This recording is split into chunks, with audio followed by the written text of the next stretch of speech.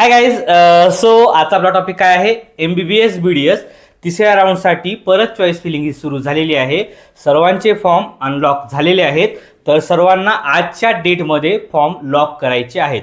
तर आजच्या व्हिडिओमध्ये मी तुम्हाला काय सांगणार आहे, MBBS गव्हर्नमेंट आणि प्रायव्हेटचा तिसऱ्या राऊंडचा एक्सपेक्टेड कट ऑफ काय येईल ते सांगणार आहे. ते कशामुळे? तिसऱ्या राऊंडची प्रोव्हिजनल मेरिट लिस्ट ही परत पब्लिश झालेली आहे.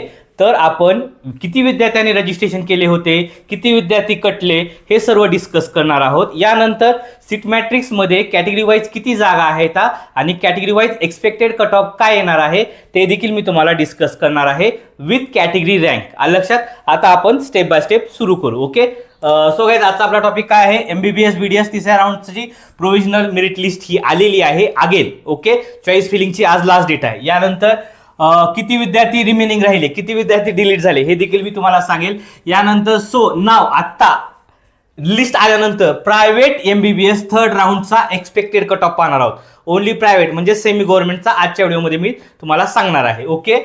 आणि ते पण कोणता? कॅटेगरी रँक सोबत. ओके. लक्षात. आता स्टेप बाय स्टेप सुरू करू. ओके. सो गाइस, पहिल्यांदा पहा, तिसऱ्या राऊंडची प्रोव्हिजनल मेरिट लिस्ट ही आलेली आहे MBBS BDS साठी आणि BMS BHMS साठी. दोघांचं पण मी थोडक्यात सांगणार आहे तुम्हाला. ओके. सो गाइस, पहिल्यांदा सर्व विद्यार्थ्यांनी रजिस्ट्रेशन केले होते. किती होते त्यावेळेस? 60,021 विद्यार्थ्यांनी रजिस्ट्रेशन केले होते, सर्व विद्यार्थी. ओके. सो गाइस, यानंतर थर्ड राऊंडला MBBS BDS चे रजिस्ट्रेशन झाले. यामध्ये किती रजिस्ट्रेशन झाले? 60,588. यामध्ये प्रॉब्लेम झाला की अदर स्टेटचे पण विद्यार्थी आले एक्स्ट्रा. या ठिकाणी किती विद्यार्थी वाढले? फक्त MBBS आणि BDS साठी 567 विद्यार्थी फक्त MBBS BDS साठी. ओके. यानंतर पुढचं काय झालं? त्यातल्या त्यात तिसऱ्या राऊंडसाठी BMS BHMS साठी रजिस्ट्रेशन सुरू झाले परत. तर आता तिसऱ्या राऊंडची रजिस्ट्रेशनची जी लिस्ट आली ती BMS BHMS ची, यामध्ये 60,541 विद्यार्थी आले. किती? 60,541. म्हणजेच ओनली BMS BHMS साठी न्यू रजिस्ट्रेशन हे 520 झाले. किती? 520 फक्त BMS BHMS आणि BOMS साठी, बरं का. ओके. यानंतर आजच्या डेटमध्ये म्हणजे कालच्या डेटमध्ये थर्ड राऊंडची MBBS BDS ची नवीन लिस्ट आली, प्रोव्हिजनल मेरिट लिस्ट. यामध्ये टोटल किती विद्यार्थी झाले? 60,750. 60,750.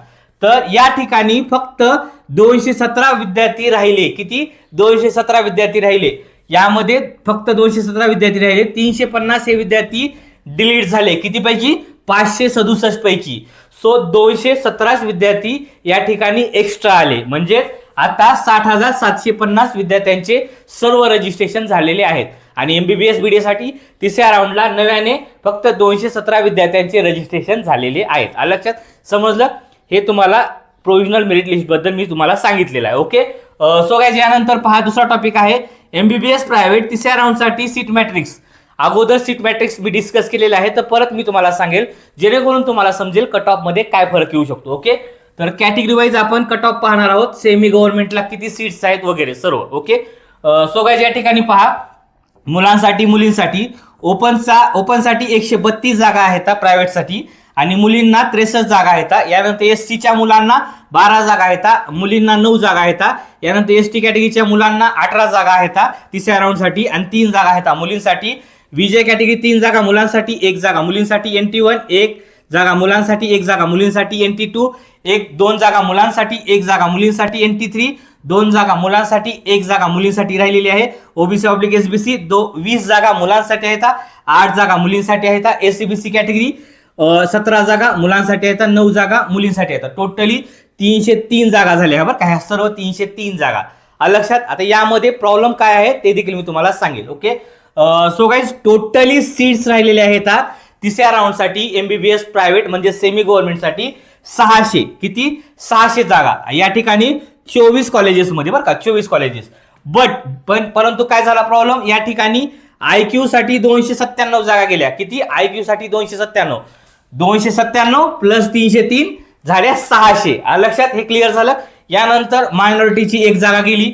ओके. यानंतर पालघरच्या वेदांताच्या 91 जागा गेल्या. या 303 मधल्या सांगतो बरं का तुम्हाला. आता मायनॉरिटीची 1 जागा आणि पालघरच्या 91 जागा गेल्या. म्हणजेच मेरिट काउन्सिलिंग प्रमाणे सीट्स किती राहिल्या? 211 विद्यार्थी हे मेरिट बेसवरती लागतील. मेरिट बेसवरती. बाकीचे IQ न घ्यायचं असेल IQ न घ्या, मायनॉरिटीचे असतील तर मायनॉरिटीने घ्या, पालघरचं तुम्हाला बजेट परवडत असेल 25-30 लाख तर त्याच्यानं घ्या तुमच्या हिशोबाने.